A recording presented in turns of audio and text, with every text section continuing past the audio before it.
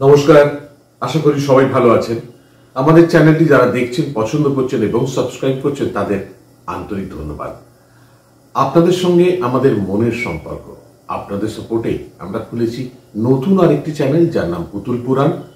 এই চ্যানেলে থাকছে পুরাণ নিয়ে কিছু কথা, কিছু গল্প, কিছু আড্ডা এবং কবিতা।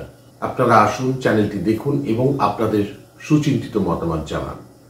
আজকের পর্বে আমরা একজন বিশেষ ব্যক্তিত্বকে নিয়ে কথা বলবো, যার হাত ধরে প্রথম ভারতে এসেছিল আন্তর্জাতিক সম্মান। তিনি একাধারে অভিনেতা, লেখক এবং পরিচালক। তিনি শুধু বাংলা ছবি নয়, তিনি পরিচালনা করেছেন বহু বাংলা, হিন্দি, মারাঠি এবং তামিল ছবি।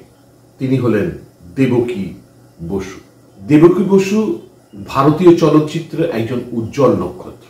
তিনি জন্মগ্রহণ করেন 25শে নভেম্বর 1898 সালে বর্ধমানে। পিতা ছিলেন পেশায় উকিল।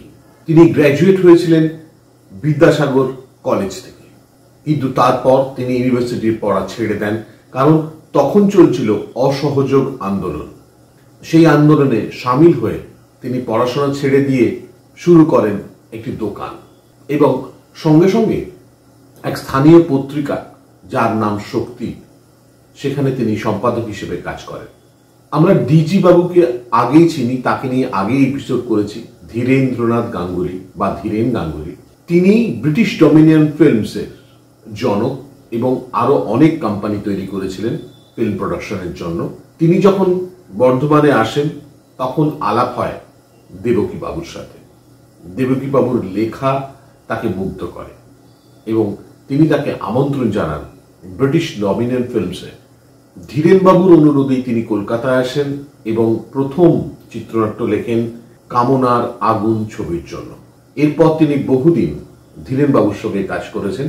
তারপর তিনি কাজ করেছেন প্রমথেশ বড়ুয়ার সাথে, প্রমথেশ বড়ুয়া প্রোডাকশন কোম্পানিতে এবং তারপর নিউ থিয়েটার স্টুডিওতে। এই সময় তিনি বহু হিন্দি, বাংলা, তামিল এবং তেলুগু ছবি তৈরি করেছেন, লিখেছেন এবং অভিনয়ও করেছেন সঙ্গে সঙ্গে পরিচালনার কাজ।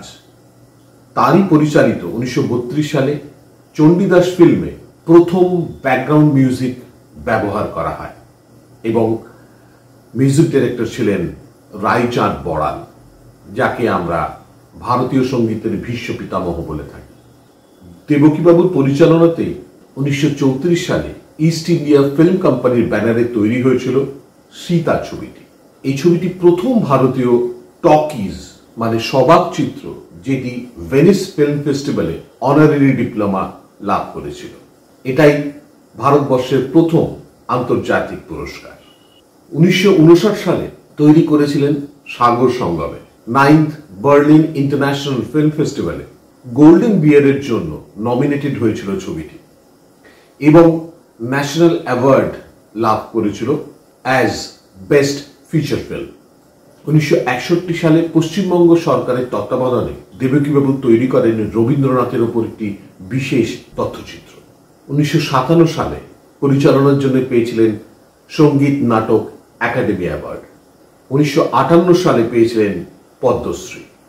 ভারতীয় ছবির এই দিকপাল ব্যক্তিত্ব 1971 সালে 72 বছর বয়সে শেষ নিঃশ্বাস ত্যাগ করেন কলকাতায়।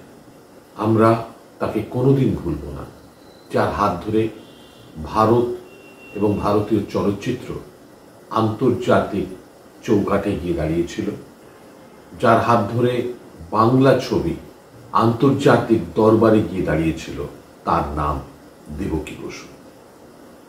তাকে আমরা এই ছোট্ট এপিসোডের মাধ্যমে শ্রদ্ধা জানাই। আবার আসবো আগামী পর্বে, আবার দেখা হবে কোনো ছবি বা কোনো বিশেষ ব্যক্তিত্বকে নিয়ে আপনাদের সাথে। নমস্কার।